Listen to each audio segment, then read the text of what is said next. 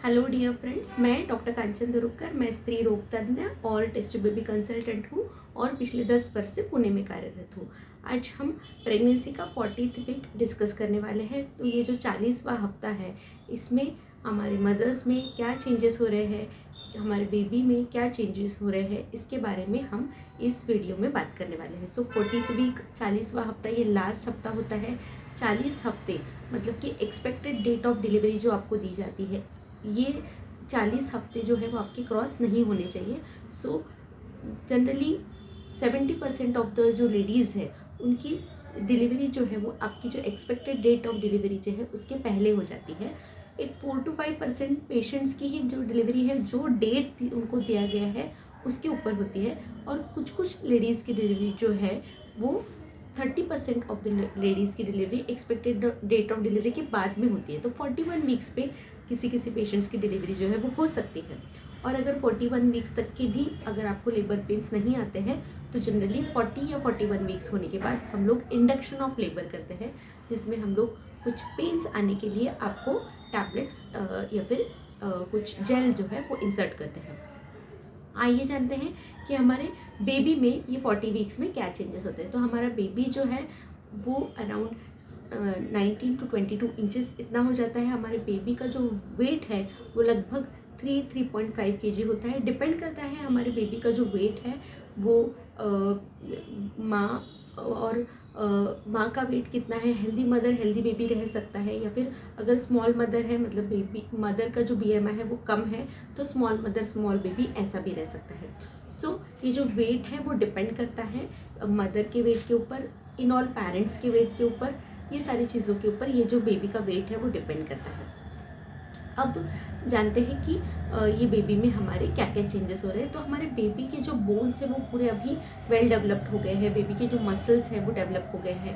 Baby के जो bones जो है वो हार्ड हो गए हैं, लेकिन जो बेबी के स्कल के बोन्स हैं वो अभी हार्ड नहीं हुए हैं, वो सॉफ्ट रहते हैं, प्लाएबल रहते हैं। ये ऐसा क्यों रहता है?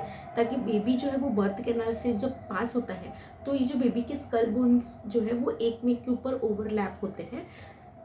सो ये जो बेबी के जो स्कल बोन्स है ये सॉफ्ट होते हैं। एक एंटीरियर फंटानल रहता है और एक पोस्टीरियर फंटानल ये बेबी के स्कल में रहता है। ये जो एक सॉफ्ट स्पेस होती है बेबी के सर में, और ये बोन्स सॉफ्ट रहने की वजह से और ये स्पेसिंग रहने की वजह से बेबी को हेड जो है वो बर्थ कैनाल से निकलने में आसानी होती है। तो डिलीवरी के वक्त सबसे इम्पॉर्टेंट हुई यही है कि बेबी का जो हेड है वो बर्थ कैनाल से पास हो जाए।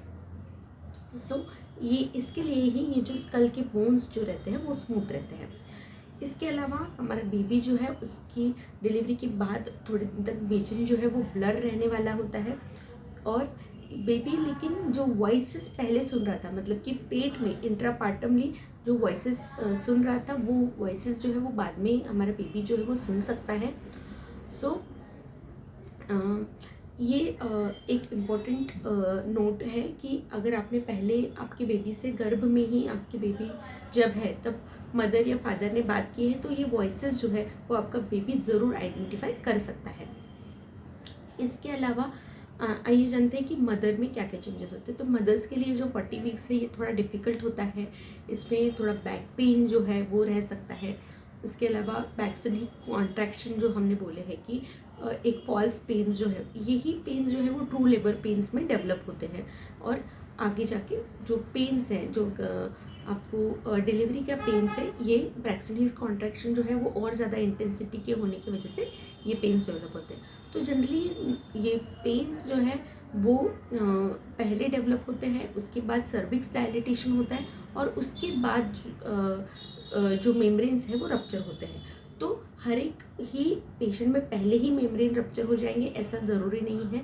बहुत ही कम, अराउंड 10 to 15% पेशेंट में ही पहले मेम्ब्रेन्स जो है वो रप्चर होते हैं, जिसको हम रप्चर ऑफ मेम्ब्रेन्स ऐसा कह सकते हैं। लेकिन most of the time cervix पूरा ओपन होने के बाद ही ये जो मेम्ब्रेन्स है वो रप्चर होते हैं। तो बर्थ प्रिपेयर्डनेस के लिए भी आपको रेडी रहना है। इसमें साइंस ऑफ लेबर आपको पता होना चाहिए। पिछले वीडियोज़ में हमने साइंस ऑफ लेबर के बारे में भी बात किया है कि अगर आपको प्रसव वेदना चालू हो रही है तो उसके क्या क्या लक्षण हो सकते हैं, इसके बारे में हमने डिटेल में विस्तार में बात किया। जिसमें पेन हो सकता है, एक म्यूकस प्लग आपको हो सकता है जिसे हम शो कहते हैं, इसके अलावा कभी कभी लीकिंग आपको हो सकता है। तो ये सारे जो चीज़ें हैं वो आपको प्रसव वेदना के लक्षण जो है वो हो सकते हैं।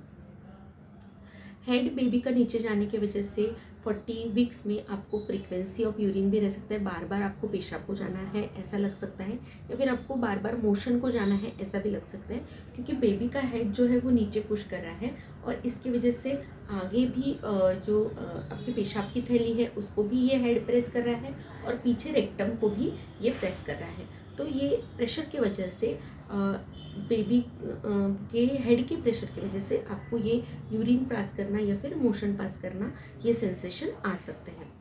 सो स्टेजेस ऑफ लेबर के बारे में भी आपके डॉक्टर से डिस्कशन करना चाहिए। इसमें हम जैसे हमने पिछली वीडियो में बताया कि फर्स्ट स्टेज ऑफ लेबर होती है, जिसमें आपका जो सर्विक्स है वो ओपन होना चालू होता है, और ये सर्विक्स ओपन होने के साथ सिर्फ सर्वाइकल डायलिटेशन ही नहीं होता है, सर्विक्स इफेजमेंट भी होता है। मतलब सर्विक्स जो है वो पतला होता है जिसे हम इफेजमेंट कहते हैं, और ये सर्विक्स जो है वो 10 सेंटीमीटर डायलिटेशन पूरा होने के बाद फिर डिसेंट होता है। बेबी जो है वो बर्थ कैनाल से नीचे आता है, जिसे हम सेकंड स्टेज ऑफ लेबर कहते हैं।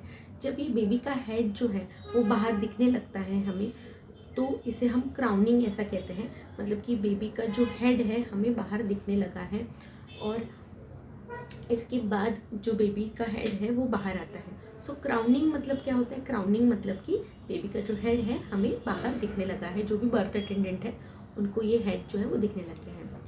इसके अलावा ये जो बेबी डिलीवर होता है, इसके बाद एक थर्ड स्टेज ऑफ लेबर भी होती है, जिसमें हम जो मेम्ब्रेन्स होती है बेबी के आजू बाजू, जो पानी था उसके बाजू में जो मेम्ब्रेन्स थी और जो प्लेसेंटा था उसको हम एक्सट्रैक्ट करते हैं। तो ये जो प्लेसेंटा है ये प्रॉपरली निकलना, उसके बाद आपका जो ब्लीडिंग है हम लोग ऑब्जर्व करते हैं, जिसे हम ऑब्जर्वेशन स्टेज कहते हैं, फोर्थ स्टेज ऑफ लेबर कहते हैं। तो ये जो पोस्टपार्टम पीरियड है ये बिल्कुल अच्छे से इसका केयर करना ये भी बहुत ज़रूरी होता है, क्योंकि ये जो प्लेसेंटा है ये कभी कभी अडहरेंट रह सकता है, या फिर प्लेसेंटा निकलने के बाद ज़्यादा ब्लीडिंग हो सकता है, जिसे हम ऑटोनिक पीपीएच कहते हैं, या फिर ये आपका बेबी निकलते वक्त कभी कभी टीयर हो सकता है, जिसे हम पेरिनियल टीयर्स ऐसा कहते हैं। तो इसमें ये पेरिनियल टीयर्स से बचने के लिए कभी कभी हम लोग एपिजियोटोमी जो है वो हमें देना पड़ता है। अगर बेबी का हेड ज़्यादा, कंपलसरी नहीं है कि सारे ही पेशेंट में हमें ये एपिजियोटोमी देनी पड़े। एपिजियोटोमी मतलब कि एक छोटा सा इंसिजन होता है जो हम लोग इंट्रोइटस पे देते हैं, पेरिनियल रीजन पे देते हैं, जिससे कि बेबी का हेड जो है वो प्रॉपरली आए और पेरिनियल टीयर जो है वो ना हो। लेकिन अगर ये पेरिनियल टीयर से बचने के लिए आपको जो कॉन्ट्रैक्शंस हैं और उसके वक्त जो आप पुश करते हैं इसको प्रॉपरली कंट्रोल करना है। आपके जो भी बर्थ असिस्टेंट हैं वो आपको इसके बारे में गाइड करेंगे, और आपके ब्रीदिंग के ऊपर भी आपको बहुत ध्यान रखना है। और जो भी बर्थ बॉल होते हैं या फिर जो ब्रीदिंग एक्सरसाइजेज होते हैं ये भी आपको काफ़ी हेल्प कर सकते हैं। जब आपको पेन्स हो रहा है तब पुश करने के लिए, और कब आपको पुश करना है, क्योंकि पुशिंग सेंसेशन अगर आपने पहले से किया, मतलब पहले से ही आपने ज़ोर लगाना चालू किया, तो हो सकता है कि आपके बेबी के सर पे जो सूजन आ सकती है, जिसको हम कैपुट ऐसा कहते हैं। तो ये ऑफकोर्स ये सूजन जो है वो बाद में कम होने वाली है, लेकिन ये सूजन जो है वो अगर अननेसेसरीली आपने पहले से ही प्रेशर लगाना चालू कर दिया तो उसकी वजह से होता है। तो प्रॉपर ब्रीदिंग आपने करना है, प्रॉपर जब आपके जो बर्थ अटेंडेंट है वो आपको बोलते हैं कि हाँ अभी आपको पुश करना है, तब आपने पुश करना है फॉर नॉर्मल डिलीवरी।